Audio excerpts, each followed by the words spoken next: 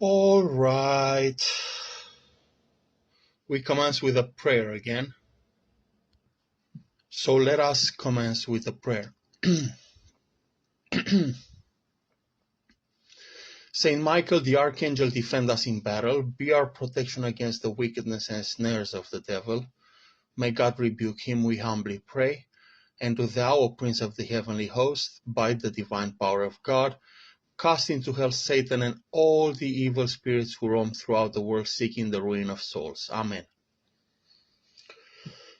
So in this one, I kind of got carried away. In a way, we got carried away a little bit. This is more like a bracket, so I'm bracketing things here. It's a parenthesis if you want. So let's talk about commodities, right? So because in the previous segment we hinted that knowledge is a commodity, right? Knowledge is a lifestyle. Knowledge is an economy. It has its own economy. So it could be seen as a commodity. It can be acquired, it can be purchased, and it can exchange hands. So knowledge is indeed a commodity. But I wanted to talk to you about manpower and eminent domain here. So yeah, the way I'm using the term eminent domain is not as is not a noun that refers to the right of governments to acquire land. I'm referring to the land in question. I'm referring to the public land, and that is the eminent domain I'm referring to. Whereas manpower is manpower is the capability of businesses or corporations or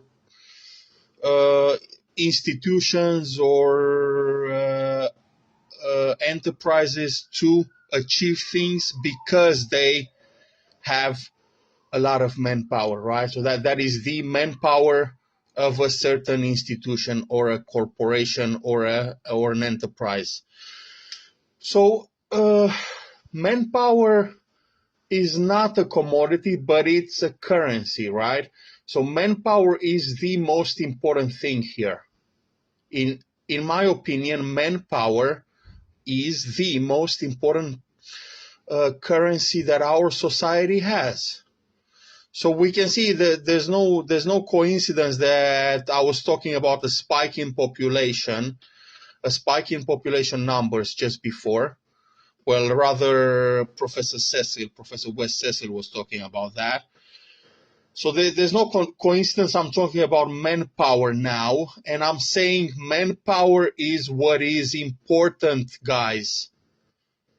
So when we do things in corporations, various corporations do things like cutting costs, and so they lay off a lot of people. Well, that is bad. Okay, that is a bad philosophy. Manpower is what is at stake here. Manpower is crucial. Manpower is very, very important, guys. Just think it through. Think this one through. You will see that manpower is what's at stake here. Manpower is highly, highly important. Now we're talking about eminent domain next. So why have I chosen these two topics? Well, I'm a huge critic of blockchain technology. I'm a huge critic of Bitcoin. Okay, so since they have no commodities to back them, blockchain is just a manufactured currency. Okay, so in virtue of some friend of mine who sort of dwells in Silicon Valley, I could have a black credit card and he could do an insert operation in a database, and all of a sudden I have unlimited credit. Or all of a sudden I'm the richest guy in New Zealand. I could have a lot of fun, right? I could have a great deal of fun by being the richest guy in New Zealand. But that's going to be at stake. That's going to be at the cost of very modest people that are working hard for me to have fun. Okay, so I have a presentation on this and I'll post it later. It's very, very bad. Okay, so blockchain, Bitcoin, well, that's very bad for humanity. Okay, it's very bad for people that work. It's very bad for people that for honest citizens.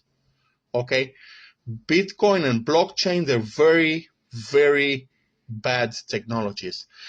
Now, eminent domain could be used. So I said already that I'm referring to the public land when I say eminent domain. I'm not talking as such about the right of governments to engage in purchasing public land or land that's going to be used for public use, though that particular right is important too.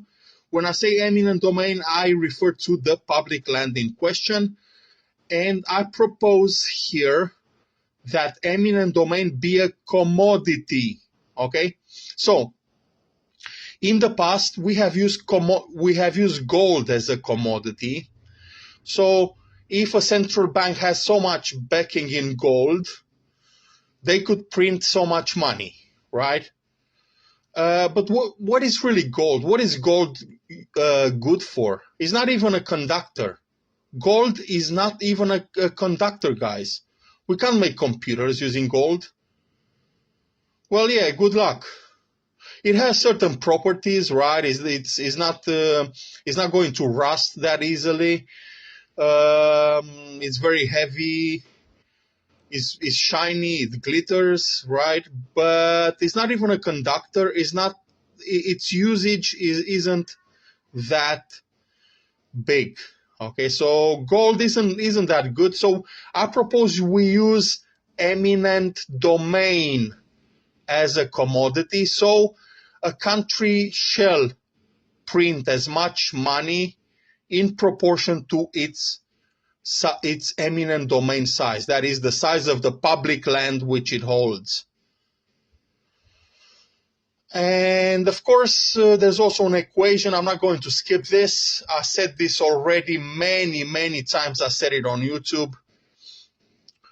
The amount of currency in a realm or in a country equals or is proportional to a measure of products, a measure of the output of products which happens in that realm, plus a measure of the services that happen in that realm, plus a very, very small epsilon. Okay, so that is how much currency we should have so that we avoid inflation. And that's about all I wanted to say on this one.